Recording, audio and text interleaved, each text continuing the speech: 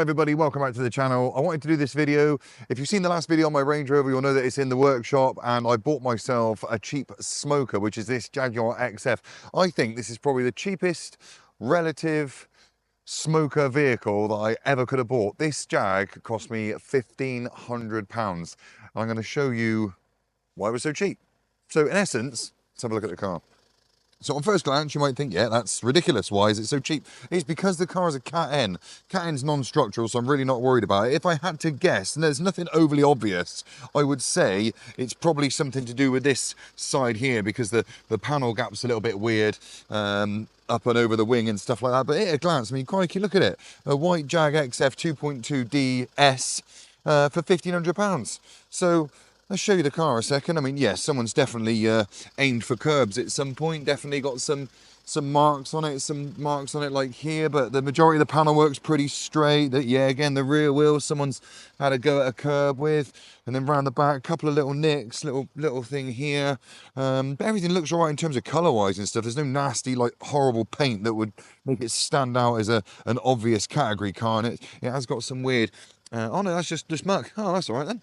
Even better. Yeah, this wheel. So all four wheels, in essence, have had a... I mean, this one's probably the worst. This one, I think someone did try and refurb their wheels using the curb, maybe do a polished sort of lip effect using the pavement there. But no, on the face of it, oh, the grille's missing some paint here. Look, but Jesus, 1,500 quid, ridiculous. Let's pop inside. Have a look. Have a look. So yes, a 2.2S, this one, so it's got nice trim, all the black and everything around the dash and the half leather Alcantara seats. Got a bit of a rip in it here, but I mean, a nice place to be. Really nice car. We'll jump in this in a minute and go for a spin, but nothing nastily obvious. I mean, like I say, I'm really happy. I don't think you can buy more car ever for £1,500. The headrest in the back there, because I've been using the camera at funny angles. But yeah. So yeah, I bought this car because, as I said, the Range Rover's off the road and I needed something to sort of whip about in. Something that was big enough for the family. And then when I get the Range Rover back, I'm going to be doing a longer commute soon because we're moving house. So I thought, I need something to smoke, and this come up. I thought, just couldn't ignore it. So yeah, I'll have it. Anyway, let's jump inside, give it a spin and talk a little bit more about it, I guess. Now, you might think I'm mad buying a £1,500 Jaguar XF. But if it wasn't a Cat N, this car would be 3 times that money. And it is only because it is a Cat N that it was so cheap. Because £1,500 Jaguar XF, you think, yeah, what else is wrong with it? It's got to drive like a bag of poo. Well, it doesn't. It generally doesn't. This car's actually, it's done 120,000 miles. It's 2013. It's got oodles and oodles of history. It's had the timing belt done. It's had the handbrake module done. It's had suspension done. It's been really well maintained. The car actually drives really well. I've had to do a couple of bits to it, don't get me wrong. It wasn't 1,500 quid jump in and go. Insurance wasn't very much on this, like 400 and something quid. The tax is relatively low, I think it's £190. I had to do, the brakes were warped on the front, so I put new Brembo pads and discs on the front. That was about 300 odd quid. The tyres were wearing unevenly on the outer edge, so that is probably due to the suspension that was replaced back end of last year. So I put 2 new Uniroyal tyres on the front. They're about 80 odd quid each. And I serviced it as well, just because it was actually due a service. So I serviced it. That's about it. No MOTs, I think, until towards the end of the year. So I'm good to go. Car probably owes me about 2,200 quid. All in for the year.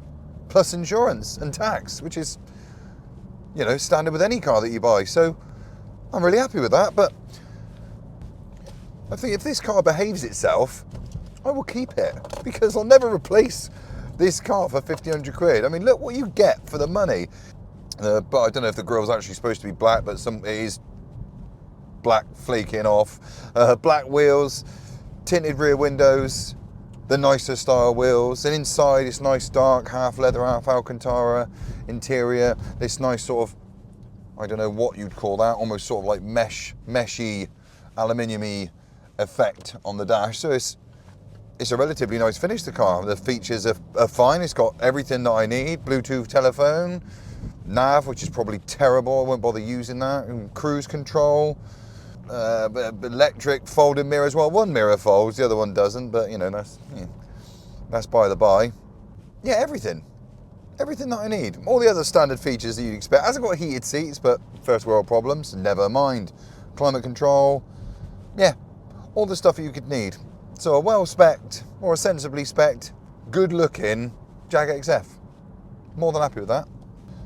Now, if you watch my other videos, as I said at the start, you know I've got a Range Rover Sport as well. So you might be thinking I'm a sucker for punishment, sticking with cheap JLR stuff, but not really.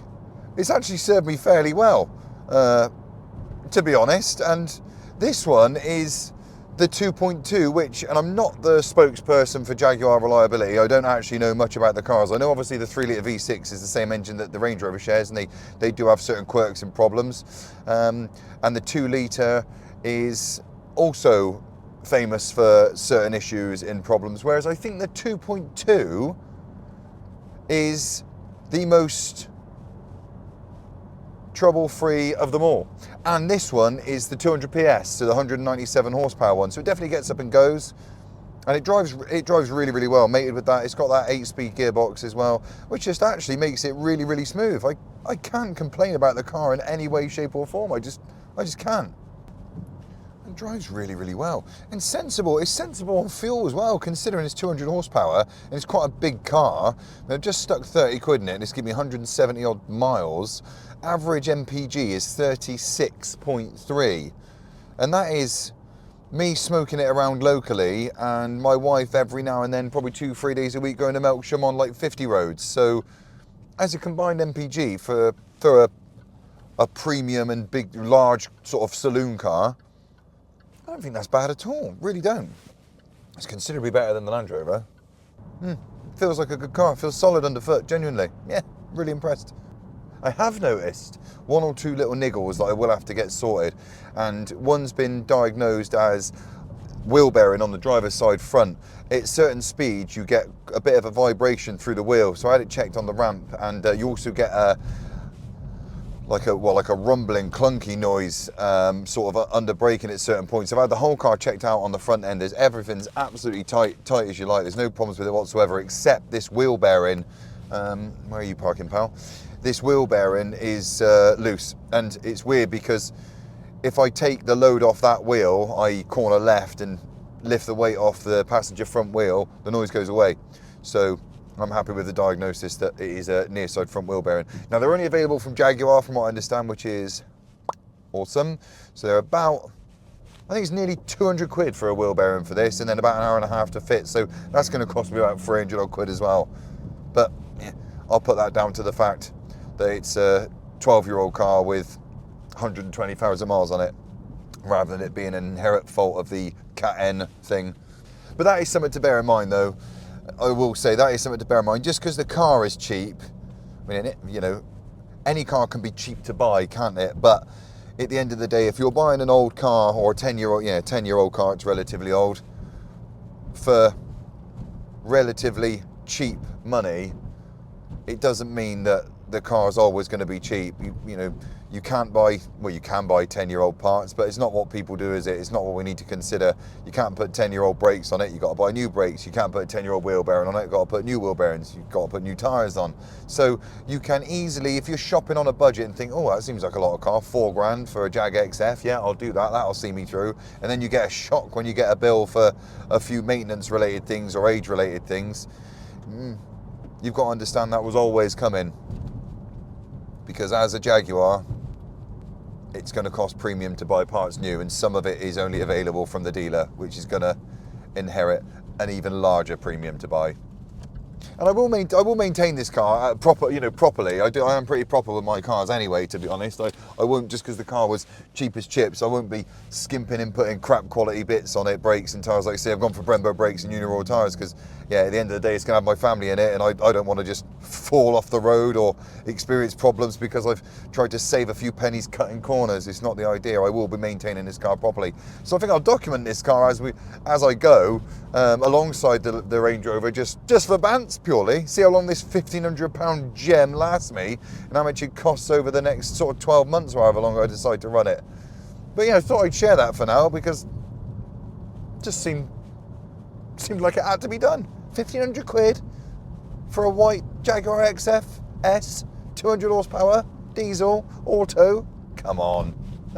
Come on. Is that the bargain of the century or what? Hey? Yeah, I think so. So yeah, we'll leave the video there, I think. I'll say thanks so much for watching. Please smash the like button. It really helps the video out. Do subscribe if you're interested to see more. Check out our other videos. Always leave your comments. No problem, as long as you keep it clean, whether they're positive or negative. Stay in touch. Thanks again. I look forward to catching you in the next video.